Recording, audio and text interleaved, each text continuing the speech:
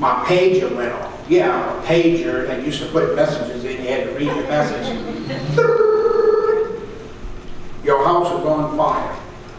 My house was on fire that day at the plane crash. So I'm at this big plane crash, my own house is on fire, a dishwasher caught fire, caught my kitchen on fire. But that's my remembrance of a major plane crash, is that my own house was on fire. Now, out of 154 fatalities, I only saw one body. I saw one human body.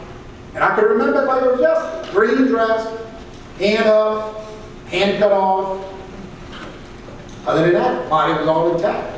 Where were the other 153 people? Couldn't find them. But we're not here today to talk about big airplanes. We're going to talk about little airplanes. So how many people ever been to a plane crash? Anybody? 1 or 2, 3 or 4 or 5? Yeah, we got a good dozen and a half. It's never pretty, huh? The one pretty crash that I remember was involving a seaplane. This guy named Sid. Sid was the kind of guy, he had a hairdo that he'd always comb it back, and no matter where you saw Sid, that's how you comb that hair. Well, Sid was a pilot. Sid crashed his seaplane, and I remember the day that we rescued him with the fire department. He kept crawling. As the plane would sink in the water, he kept crawling up and up and up and up. When we got there, he was perched on the back tail of the plane, sticking out of the water of 2 foot. But his hair wasn't messed up. That was it. Let's learn together about plane crashes. They happen more frequent than what you think. And if you work in the ER, it's just a matter of time before you're going to get this victim brought to you. Okay, so let's discuss it. Let's see if I get this thing to work right. There we go. Bring you in greetings again from the mayor's office. It's a pleasure to be here. Mayday, Mayday, the international distress signal meaning trouble. We use Mayday in fire service. We use Mayday in the military. We use Mayday boating accidents. I mean, we use it a lot. Okay? Well, they definitely use it in midair. If you want to listen to some things, I'm going to give you a homework assignment. If you want to listen to Mayday distress calls, just go to YouTube and type in Mayday distress signals. You'll hear some people screaming till they die. And you'll hear some Mayday, Mayday, Mayday, and then they'll give their call letters on the back of the tails of the planes. And then they going down, Mayday, Mayday, going down.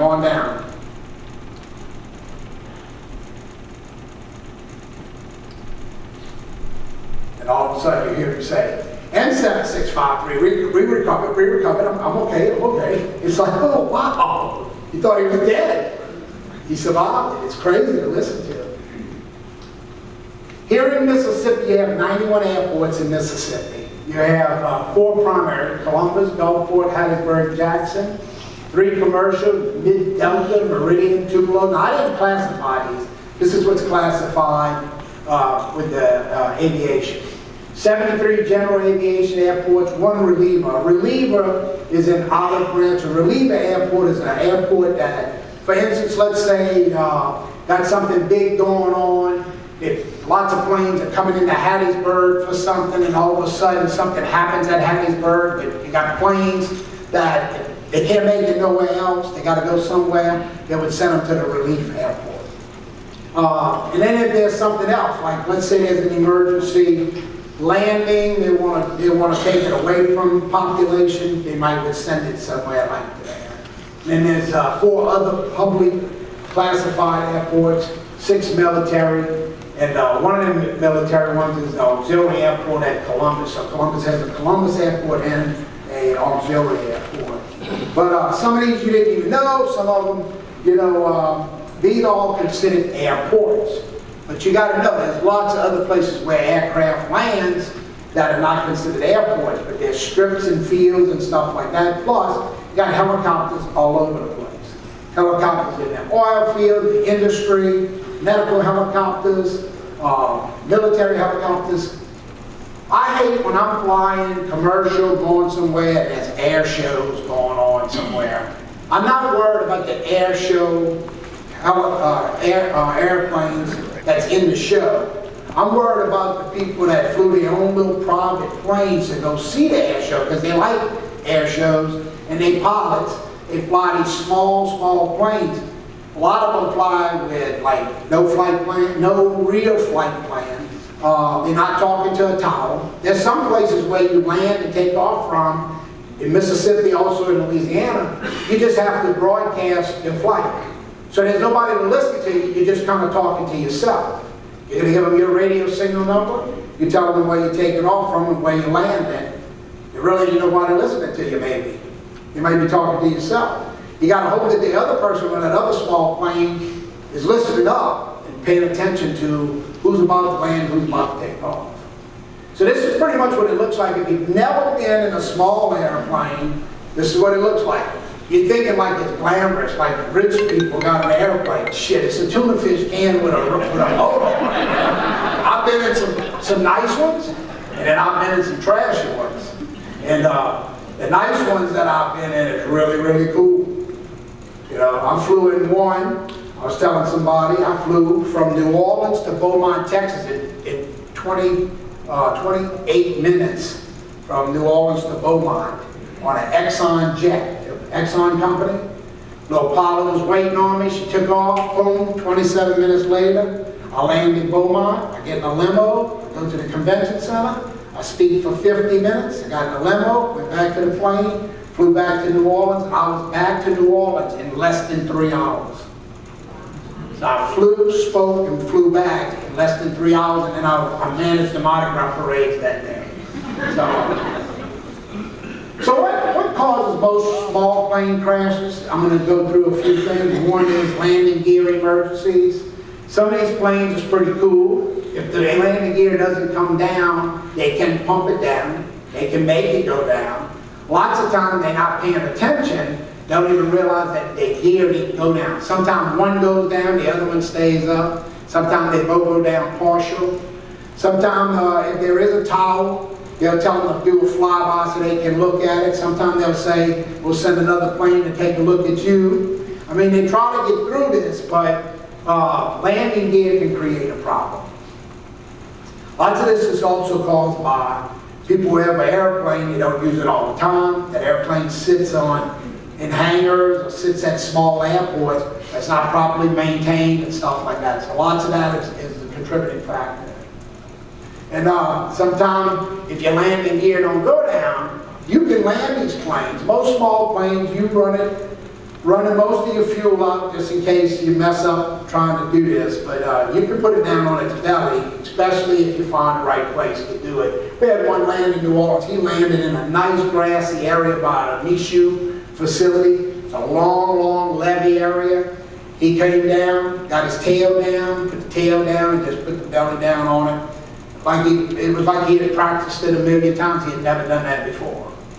Made a perfect landing. And then flying lessons.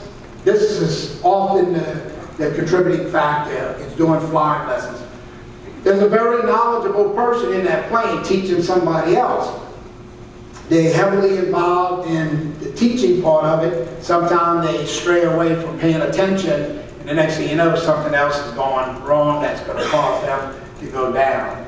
Also in flying lessons, there's a few things that people like depend on. Like there's a thing called a shaker stick. So if you're not flying right, this thing starts to rattle. Depends on who teaches you. You should never hear that thing rattle. Okay? Other ones say, well, if it rattles, do this. Well, if you teach it right, you should never let them get into that. Right? Those are the kind of things. And then in small planes, you got people that are rigging up all kinds of shit. Or I shouldn't say that. As a professional speaker, I shouldn't say that. But they rig up stuff like stereos, and they got all kind of other stuff going on. They're reading their emails, and they got tablets, and they got movies for the kids. And man, if you flying when the ball game is on, it's nothing for a person to get sidetracked and start watching the ball game. Because it's busy up there. It's busy, but also it gets boring. If you've never flown in a plane, somebody do this for me. Do this for me. You do it too. Everybody do it together. That's what it sounds like. Do it loud. Do it as loud as you can. That's what it feels like. makes you go to sleep. Flying lessons could be an elderly person teaching somebody very young, like in this case, or vice versa. Somebody gets his second wind at my age, 61 years old, wants to take flying lessons. So I got a young person teaching an older person who can't react as fast or think as good or calculate. Look, you got to be good at math. You got to know the weather. There's a whole lot into flying. You can't just get up there and fly on your luck. I remember one time this guy would land his plane hard all the time.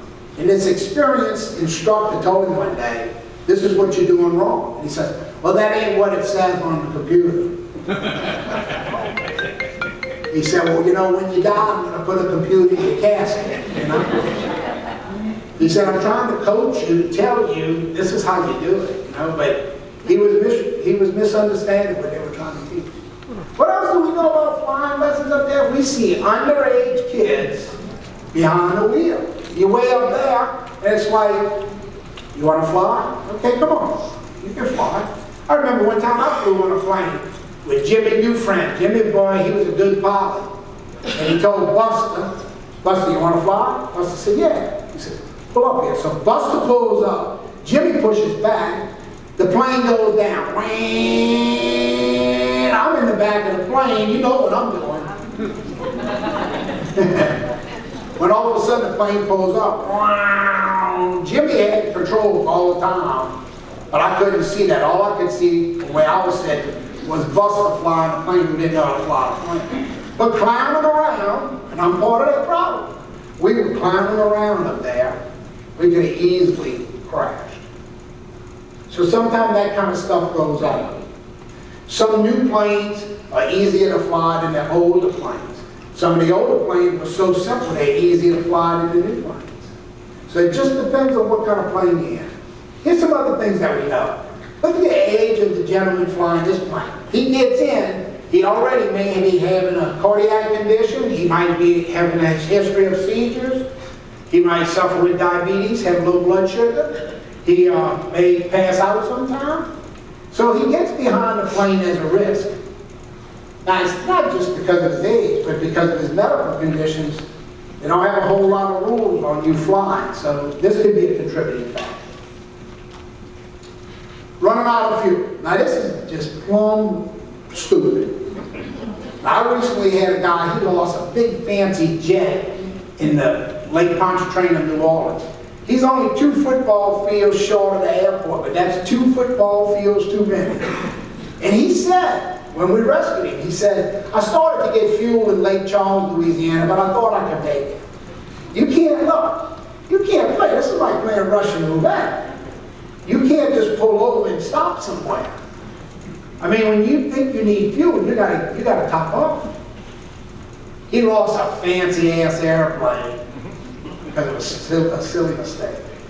And then we are at risk because now we got to launch boats, swim, go rescue him. They got fuel in the water. It's a problem. When there's no traffic control tower and nobody to direct you, this is what can happen. This is where the pilot gets ready to take off. See them letters? This is what it would sound like. NA295X, gonna land at, we're not gonna use Gulfport because that's an international headquarters. Let's say just a little strip. We're gonna call it Biloxi Strip.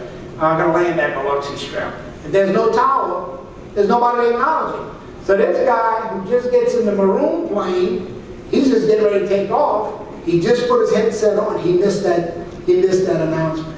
So he's ready to take off. He doesn't even know they got another plane coming in on the same runway he's fixing to take off from. One thing I do want all first responders to know, when you get dispatched to airports or fields or strips for a plane that's crashed, you can bet most of the time it's for real. You notice we don't get pranks like that. We might get pranks like person stabbed on Main Street, subject shot on Johnson Street. Normally you don't hear people say there's a plane that crashed on such and such. There was a fake plane crash called in New Orleans one time, to come to find out it was a paramedic that did it. He got his jollies off by lying and full of bull. And we get out on the plane, where the plane was supposed to be, and the police said, how'd y'all get called? EMS. How'd y'all get called? EMS. How'd y'all get called? EMS. We call EMS that. How'd you get called? Jerry Randall's called it in. It's like, Jerry Randall's? He works for us. Yeah, one long he was arrested. Bad weather, poor visibility. This is the number one cause of small plane crashes, is bad weather, poor visibility. So I know we got a lot of pilots and nurses and paramedics and EMTs from the helicopter services here today. I want you to know that when a call comes in to transport a patient, air medical, you gotta pay attention to that weather. If there's any doubt, you have to tell them we can't take it. When I was the president of the National EMT Association, the year that I was the president, 2 years that I was the president, I went to Roanoke, Virginia for the National Memorial Service. We memorialized more flight nurses and paramedics than anybody else in the EMS industry. So I want you to know, accidents happen, but when you go in bad weather, poor visibility, you're asking for trouble. So you gotta pay attention to that. And then bird strikes, there's about 13,000 bird strikes a year on aircraft. They can create quite a bit of damage, knocking out windshields and breaking wings and through the windshield, losing cabin pressure on some jets, but forces emergency landings. We've had some helicopter bird crashes like that. A bad one, if you want to look it up, you can look it up in Arkansas. The Baptist Hospital aircraft was hit by a flock of geese, forced them to make an emergency landing. This is pretty funny too, it's like a homework assignment. I'm going to tell you to Google it and look it up. You look up Baptist helicopter landing bird strike, something like that, and you're going to see the Baptist helicopter which landed in front of the XXX porn place in Arkansas. So you got a Baptist helicopter with the porn sound in the background. Good publicity, Baptist, thanks to the birds, Small plane crashes, this is some of the hazards when you pull up. So you pull up with the ambulance, the fire truck, the police car, you got aviation fuel, batteries, battery acid, you got Freon in some for the refrigeration system, sharp metals, some of the plastics, the composites of plastic, is very, very sharp. The plastic will cut you just as easy as metal. Hydraulic lines and power lines, got to be careful. Most of the aviation fuel is going to be colored, so you can see it so that you know it's not water. Most of it is either blue or green tintish colored gasoline. So you ought to be able to see it, but you'll probably smell it before you ever see it. Now, firemen, you should never smell it, right? A fireman should never be able to smell aviation fuel. Why? You better have your SCBA on, okay? You better have your SCBA. So this is a plane that was forced to use its ballistic parachute system, and it parachuted the whole plane down to the ground.